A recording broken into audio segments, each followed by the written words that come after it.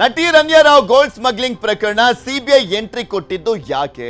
ಏನ್ ಸೀಕ್ರೆಟ್ ಹಾಗಾದ್ರೆ? ಯಾಕೆಂದ್ರೆ ಡಿಆರ್ಐ ಅವರು ತನಿಖೆಯನ್ನ ಮಾಡ್ತಾ ಇದ್ರು ಈ ಪ್ರಕರಣಕ್ಕೆ ಸಂಬಂಧಪಟ್ಟಂತೆ. ಡೈರೆಕ್ಟರೇಟ್ ಆಫ್ ರೆವೆನ್ಯೂ ಇಂಟೆಲಿಜೆನ್ಸ್ ಇದೆಯಲ್ಲ, ಅವರೇ ಇದನ್ನ ತನಿಖೆಯನ್ನ ಮಾಡ್ತಾ ಇದ್ದು, ಅವರೇ ಪತ್ತೆ ಹಚ್ಚಿದ್ದಂಥದ್ದು, ಅವರೇ ರಮ್ಯಾನ ಕೆಡ್ಡಾಗೆ ಕೆಡವಿದ್ದು, ಅವರೇನೋ ತನಿಖೆಯನ್ನ ಮಾಡ್ತಾ ಇದ್ರು. ಆದ್ರೆ ಸಿಬಿಐ ಕೂಡ ಎಂಟ್ರಿಯನ್ನ ಕೊಟ್ಟಿದೆಯಲ್ಲ, ಸೊ ಇದರಲ್ಲೇ ಗೊತ್ತಾಗ್ತಾ ಇದೆ ಸಿಬಿಐ ಎಂಟ್ರಿ ಕೊಡುವ ಮುಖಾಂತರ ಇದರ ಡೆಪ್ತ್ ಮತ್ತೆ ವ್ಯಾಪ್ತಿ ತುಂಬಾ ದೊಡ್ಡದಾಗಿದೆ. ಆ ಕಾರಣಕ್ಕೋಸ್ಕರನೇ ಸಿಬಿಐ ಕೂಡ ಇದರಲ್ಲಿ ಎಂಟ್ರಿ ಕೊಟ್ಟಿದೆ ಅನ್ನುವಂಥ ಸಾಕಷ್ಟು ಚರ್ಚೆ ಆಗ್ತಾ ಇದೆ. 3 ದೇಶ 3 ನಗರ ಬೇರೆ ಇರುವಂತ ಕಾರಣಕ್ಕೋಸ್ಕರ, ಕೆಜಿ ಗಟ್ಟಲೆ ಚಿನ್ನ ಬೇರೆ ಬಂದಿರುವಂತ ಕಾರಣಕ್ಕೋಸ್ಕರ ವಶಕ್ಕೆ ಪಡ್ಕೊಂಡಿದ್ದಾರಲ್ಲ, ಸೊ ಹೀಗಾಗಿ ಸಿಬಿಐ ಕೂಡ ಇಲ್ಲಿ ಎಂಟ್ರಿ ಕೊಟ್ಟು ತನಿಖೆಯನ್ನ ಚುರುಕುಗೊಳಿಸಿದೆ. ಒಂದೇ ವಾರದಲ್ಲಿ 3 ಕಡೆ ಗೋಲ್ಡ್ ಸ್ಮಗ್ಲಿಂಗ್ ಅನ್ನ ಮಾಡಲಾಗಿದೆ. ದೆಹಲಿ, ಬೆಂಗಳೂರು ಬಳಿಕ ಮುಂಬೈಗೆ ಬಂದಿದ್ದಂತ ಚಿನ್ನ ಸ್ವಯಂ ಪ್ರೇರಿತ ದೂರನ್ನ ದಾಖಲಿಸಿ ಸಿಬಿಐ ತನಿಖೆಯನ್ನ ಮಾಡ್ತಾ ಇರುವಂಥದ್ದು. ಇದು ಕೋಟಿ ಕೋಟಿ ವ್ಯವಹಾರ. ಯಾಕೆಂದ್ರೆ ಇದೇ ಫಸ್ಟ್ ಟೈಮ್ ಅಲ್ಲ, ಈ ಹಿಂದೆನೂ ಕೂಡ ಸಾಕಷ್ಟು ಬಾರಿ ಆಗಿರುವಂತ ಸಾಧ್ಯತೆ ಇದೆ. ವಿವಿಐಪಿಗಳು ಕೂಡ ಭಾಗಿಯಾಗಿರುವಂತ ಒಂದು ಸಾಧ್ಯತೆ ಇರುವಂತ ಕಾರಣಕ್ಕೋಸ್ಕರ ಸಿಬಿಐ ಎಂಟ್ರಿ ಕೊಟ್ಟಿದೆ. 3 ಸ್ಮಗ್ಲಿಂಗ್ ಕೇಸ್ನಲ್ಲೂ ಕೂಡ ಕೆಜಿ ಚಿನ್ನದ ಗಟ್ಟಿ ಪತ್ತೆಯಾಗಿದೆ. ಒಂದೊಂದು ಪ್ರಕರಣಕ್ಕೂ ಕೂಡ ಇಂಟರ್ಲಿಂಕ್ ಇರುವಂತ ಸಾಧ್ಯತೆ ಇದೆ. ಈ ಬಗ್ಗೆ ಡಿಆರ್ಐ ಸಿಬಿಐ ಅಧಿಕಾರಿಗಳಿಂದ ತನಿಖೆಯನ್ನ ಮಾಡಲಾಗ್ತಾ ಇದೆ. ಏನೆಲ್ಲ ಮಾಹಿತಿ ಸಿಗುತ್ತೆ, ಯಾರು ಬುಡಕ್ಕೆಲ್ಲ ಹೋಗುತ್ತೆ, ಯಾರೆಲ್ಲ ತಗ್ಲಾಕೊಳ್ತಾರೆ, ಯಾರೆಲ್ಲ ದೊಡ್ಡವರಿದ್ದಾರೆ, ಕಾದು ನೋಡಬೇಕು. ಅಧಿಕಾರಿಗಳು ಯಾರು, ರಾಜಕಾರಣಿಗಳು ಯಾರು, ಇದರ ಹಿಂದೆ ಇರುವಂತವರು ಯಾರ ಮುಖಾಂತರ ಇದು ಡೀಲ್ ಆಗ್ತಾ ಇತ್ತು? ಮಾರ್ಚ್ 2ರಂದು ದೆಹಲಿ ಏರ್ಪೋರ್ಟ್ ನಲ್ಲಿ 3ರನ್ನ ಸೆರೆ ಹಿಡಿಯಲಾಗಿತ್ತು. ಮಯನ್ಮಾರ್ನಿಂದ 2 ಕೆಜಿಗೂ ಅಧಿಕ ಚಿನ್ನವನ್ನ ಸಾಗಾಟ ಮಾಡಲಾಗ್ತಾ ಇದ್ದಂತ ಪ್ರಕರಣ. ಮಯನ್ಮಾರ್ನಿಂದ 2 ಕೆಜಿಗೂ ಅಧಿಕ ಚಿನ್ನವನ್ನ ತರಲಾಗಿತ್ತು. ಮಾರ್ಚ್ 2ನೇ ತಾರೀಕು ದೆಹಲಿ ಏರ್ಪೋರ್ಟ್ ನಲ್ಲಿ 3ರನ್ನ ಸೆರೆ ಹಿಡಿಯಲಾಗಿತ್ತು. ಅದು ಶೂನಲ್ಲಿ ಅಕ್ರಮವಾಗಿ ಗೋಲ್ಡ್ ಅನ್ನ ಸಾಗಿಸ್ತಾ ಇದ್ರು ಆರೋಪಿಗಳು. ಶೂನಲ್ಲಿ ಸಿಕ್ಕಾಕೊಂಡಿದ್ರು.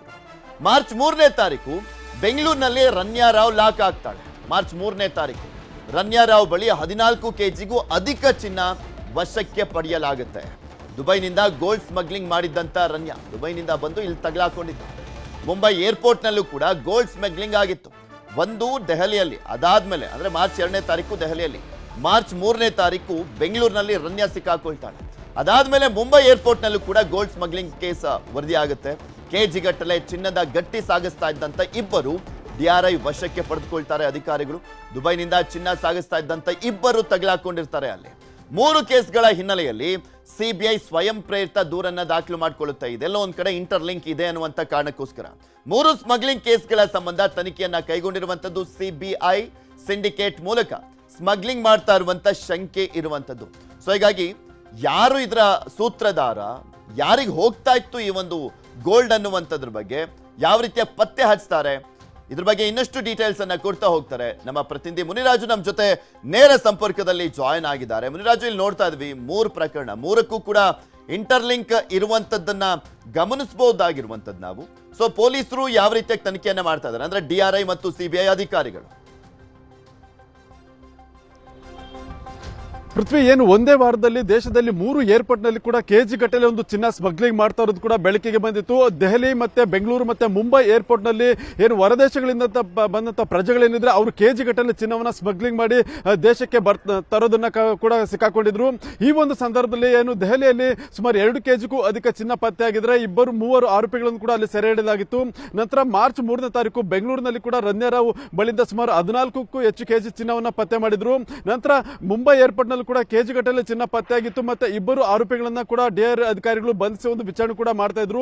ಈ 3 ಪ್ರಕರಣಗಳ ನಡುವೆ ಒಂದಕ್ಕೊಂದು ಇಂಟರ್ಲಿಂಕ್ ಇರುವ ಬಗ್ಗೆ ಒಂದು ಶಂಕೆ ಕೂಡ ವ್ಯಕ್ತವಾಗಿರೋದ್ರಿಂದ ಈಗ ಸಿಬಿಐ ಅಧಿಕಾರಿಗಳು ಕೂಡ ಈ ಬಗ್ಗೆ ಒಂದು ಪ್ರಕರಣವನ್ನ ದಾಖಲು ಮಾಡಿಕೊಂಡು ಅವರು ಕೂಡ ಈಗ ತನಿಖೆಯನ್ನ ಮಾಡ್ತಾ ಇದ್ದಾರೆ. ಯಾಕಂದ್ರೆ ದೇಶಕ್ಕೆ ವ್ಯಾಪಕವಾಗಿ ಈ ರೀತಿ ಅಕ್ರಮವಾಗಿ ಚಿನ್ನ ಸಾಗಾಟ ಆಗ್ತಿರೋ ಬಗ್ಗೆ ಎಲ್ಲೋ ಒಂದ್ ಕಡೆ ದೇಶಕ್ಕೆ ಒಂದು ಭದ್ರತೆ ಮತ್ತೆ ಪ್ರೋಟೋಕಾಲ್ ಉಲ್ಲಂಘನೆ ಆಗ್ತಿರೋ ಬಗ್ಗೆ ಒಂದು ಅಧಿಕಾರಿಗಳಿಗೊಂದು ಮಾಹಿತಿ ಸಿಗುತ್ತೆ. ಅದರಿಂದ ಈ ಒಂದು ಪ್ರಕರಣವನ್ನ ಗಂಭೀರವಾಗಿ ಪರಿಗಣಿಸಿ ಈಗ ಸಿಬಿಐ ಅಧಿಕಾರಿಗಳು ಕೂಡ ಕೇಸನ್ನ ರಿಜಿಸ್ಟರ್ ಮಾಡಿಕೊಂಡು 3 ಪ್ರಕರಣಗಳ ಬಗ್ಗೆ ಒಂದು ಇನ್ವೆಸ್ಟಿಗೇಷನ್ ಅನ್ನ ಶುರು ಮಾಡಿರುವಂತದ್ದು.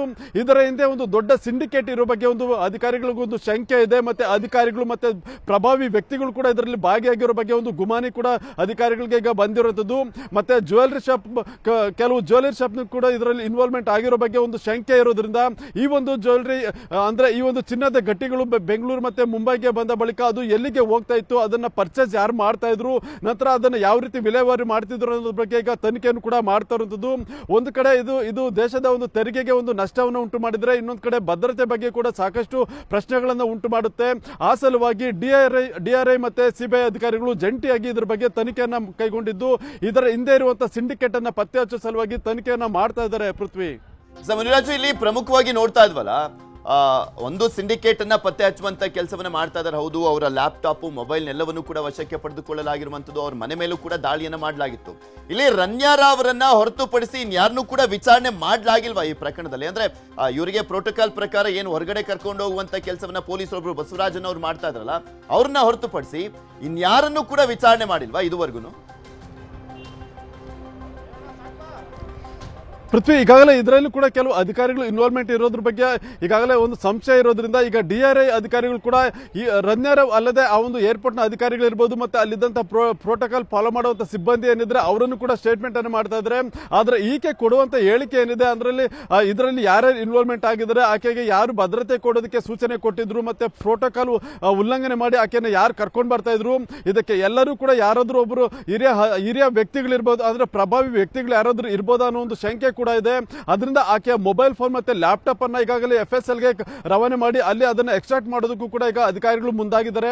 ಅಲ್ಲಿ ಹೆಚ್ಚುವರಿ ಮಾಹಿತಿಗಳು ಏನೇನು ಸಿಗುತ್ತೆ, ಈಕೆ ಜೊತೆ ಯಾರ್ಯಾರು ಕಾಂಟ್ಯಾಕ್ಟ್ ಇದ್ದಾರೆ, ಮತ್ತೆ ಯಾರ ಸಂಪರ್ಕದಲ್ಲಿ ಈಕೆ ಓಡಾಡ್ತಿದ್ದು, ಮತ್ತೆ ಸಪೋರ್ಟಿವ್ ಯಾರಾದ್ರೂ ಇದಾರೆ ಅನ್ನೋದ್ರ ಬಗ್ಗೆ ಹೆಚ್ಚಿನ ಮಾಹಿತಿಗಳು ಸಿಕ್ಕ ಬಳಿಕ ಅವರನ್ನು ಕೂಡ ಒಂದು ವಿಚಾರಣೆಗೆ ಕರೆಸೋದಕ್ಕೆ ಒಂದು ಸಿದ್ಧತೆಯನ್ನ ಮಾಡ್ಕೊಳ್ತಾ ಇರೋದು.